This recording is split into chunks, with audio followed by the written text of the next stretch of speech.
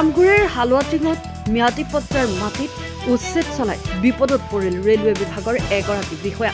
ৰাইজে সৃষ্টি কৰিলে উত্তপ্ত পৰিস্থিতি। শিৱসাগৰ জিলাৰ হালুৱাটিং চুতীয়া বস্তিৰ সাবেৰা বেগম নামৰ মহিলাগৰাকীৰ পৰিয়ালটোৰ মাটি ৰেলৱে বিভাগৰ বুলি দাবী কৰি বিভিন্ন ভয় ভাবুকিৰে এই বৰ্ষৰ মাৰ্চ মাহত ৰেলৱে বিভাগৰ মনীষ কুমাৰ নামৰ বিষয়াগৰাকীয়ে পকীঘৰ ভাঙি পেলোৱাৰ লগতে মূল্যৱান গছ কাটি উচ্ছেদ কৰিছিল। ইয়াৰ পাছতে ভুক্তভোগী পৰিয়ালটোৱে আমগুৰিৰ ৰাজচক্ৰ বিষয়াৰ কাৰ্যালয়ৰ সৈতে যোগাযোগ কৰি থকাত আজি সমগ্ৰ ঘটনা পোহৰলৈ আহে।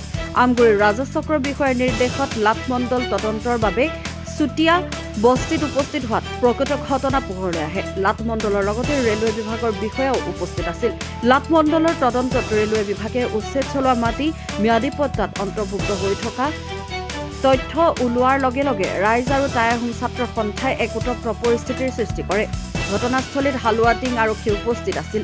ভুক্তভোগী পৰিয়াল স্থানীয় ৰাইজে এই অন্যায়ৰ বিৰুদ্ধে প্ৰতিবাদ সাব্যস্ত কৰে। ৰেলৱেৰ বিষয়া মনীষ কুমাৰক থকা সুৰক্ষা কৰে ৰাইজে। হালুৱাটিং আৰক্ষীয়ে পৰিস্থিতি নিয়ন্ত্ৰণ কৰি মনীষ কুমাৰক আৰক্ষীৰ জিম্মাত লয়।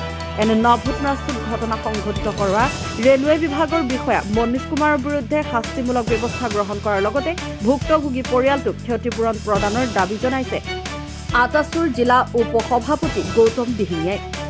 আমগুৰিৰ পৰা অনুৰাগ শইকীয়াৰ ৰিপৰ্ট, নিউজ আপডেট।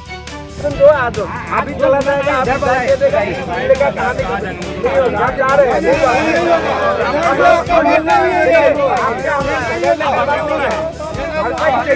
बुलाना है यहाँ वो बुलाना है। और जवाब आपका जवाब देता हूँ। आपको जो ड्राइंग दिया है, जो गलती दिया आप उसको पकड़ो, उससे हमको मतलब नहीं है। आप कानून का आदमी है, उनसे बात करो। इधर में आसाम लैंड रेवेन्यू है, इधर का स्टेट का खुद का एक लॉ है। तो ये जो मंडल है उधर वो सब बोल दिया कि ये रेलवे का जमीन नहीं है, ये सब नहीं है। एसएससी कहा गया, आप उससे बात करो, वो हम लोग ले जाएंगे। आप उसके बाद ही आदमी है, पीछे बात कीजिए, उसके बाद हम आगे भेजेंगे।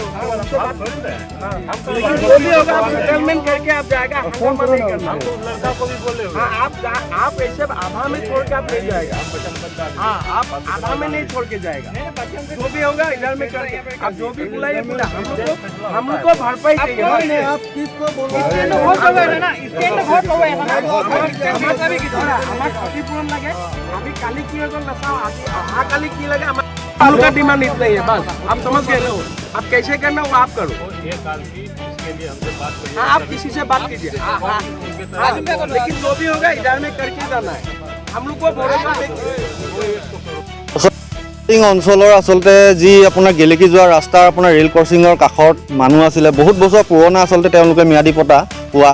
কিন্তু দেখা গ'ল যে আপোনাৰ ৰেলৱে বিভাগৰ এজন আপোনাৰ যিজন ইঞ্জিনিয়াৰ আছে মনীষ কুমাৰ নামৰ, তেখেতে আচলতে সম্পূৰ্ণ মইমতালিভাৱে য'ত তাত এটা পকা ঘৰ বনাই থোৱা আছিলে ম্যাদী পট্টা মাটিৰ ওপৰত, সেই পকা ঘৰটো কোনো ধৰণৰ ইনফৰ্মেশ্যন নিদিয়াকৈ তেওঁলোকে 4 দিনৰ সময় দিছে, নটিচ দিয়া নাই। 4 দিনৰ সময় দি পানি তেওঁলোকে ইয়াত মানে গোটেই পকা ঘৰটো ভাঙি দিলে। এখন ঘৰ আচলতে মানুহে বহুত সপোনত বনায়, কিন্তু তেওঁলোকে নিজৰ মাটি বুলি কৈ যি এইটো ভাঙি দিলে, ইয়াত সম্পূৰ্ণ মইমতালি দেখা পাইছোঁ।